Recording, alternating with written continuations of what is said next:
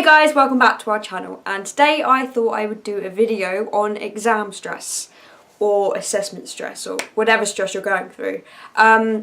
Mainly because I'm going through it right now. I'm in the last year of my degree, and yeah, I'm getting pretty stressed, and there's so many things to do, and I know that when I'm stressed, that is when my mental health kind of suffers the worst. So I just thought I'd give you a few tips that could maybe help you kind of deal with it a bit better. So the first one is to look after yourself, and it sounds really obvious, but it's such a big thing. I think for me, I'm a bit older, I'm 26, so I'm one of the oldest in my group, whereas everyone else is a bit younger.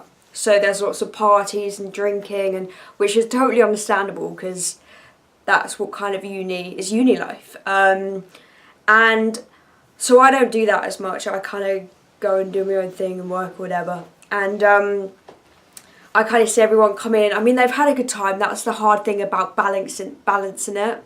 So they've kind of had a night out and they come in and they're hungover, and yeah, they just don't feel good. So it's not like, and I kind of come in and fresh and most of the time and feel, you know, ready to go. But I think it's just getting a balance. My friend, also in my class, has anxiety, and she kind of goes to some and doesn't go to others, and etc, etc. And I think it's just getting a balance with that, and it's maybe not having loads and loads of drink if you know you've got rehearsals the next day or an exam the next day, having like a lime and soda or whatever. I think it's just getting that balance. But again, so difficult when you're young and you kind of just think you're invincible. Or it's just to go for a walk, or you know, go sit in the sun when it's out in England, or making sure you get enough sleep. You know, if your body's not functioning properly, your brain won't be functioning properly. So yeah, it's just doing them little things, and maybe just being a bit more aware on, you know, deadlines and assessments, and not kind of overdoing it. Next one is to get organised early. Now, I am the worst person for this.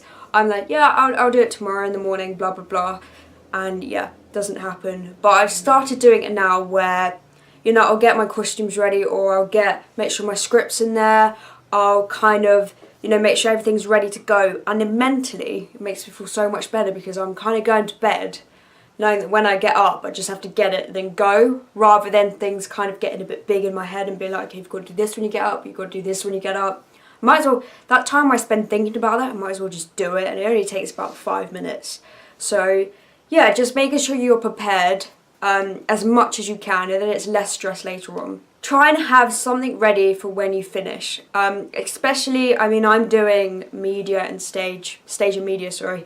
And so it's kind of like, oh my God, I need a plan when I leave. I don't have a job placement, like if I was a doctor, etc. my friend had. So I'm got things set up for when I finish, because you kind of have that big, everything's over, and then you just end up kind of floating and losing your way a bit and not really knowing what you're doing, and that's when you kind of start maybe falling into a job that you're not happy with, etc. So try and just plan ahead a bit more, and just so for your own peace of mind, because I think at the back of everyone's head when they finish their degree and they haven't got a plan, they're kind of a bit like putting it to the back, and then just kind of knowing it's there but hiding it, and it's kind of stressing and blah blah blah. So yeah, try and have a plan for when you finish. Next one is don't be afraid to ask for help. Now this is my biggest regret, because for example, if you have a mental illness, or you have something that's kind of not holding you back but makes you struggle a bit more, and I wish that I had said about my mental illness at the beginning, but I was kind of like, no, I'll be fine, I'm invincible, blah blah blah, and I've really struggled. I know a couple of people in my class that have said that, and they just get like an extra week for a deadline, or they get kind of just a bit more allowance. And I don't know why I didn't really. I think I just thought, no, I'll just do it. But I wish so much I asked for a bit of help, and there's nothing you can lose. Like, you might as well get as much help as you can, and to make it easier for you. So yeah, I wish I did that. So make sure if you're starting your course and you are a bit kind of unsure about, you know, your mental health, etc., or physical health, make sure you kind of bring it up if you want to, of course, but it will definitely help in the long term. Next one is talk to someone. So me personally, I store a lot of my stress kind of inside, and sometimes I don't look stressed, but inside I'm literally going crazy. So I would talk to my sister, or I would talk to someone in my class, and you would just kind of know most of the time they're in the same boat, and it's nice to talk to someone and know that it's okay not to be okay.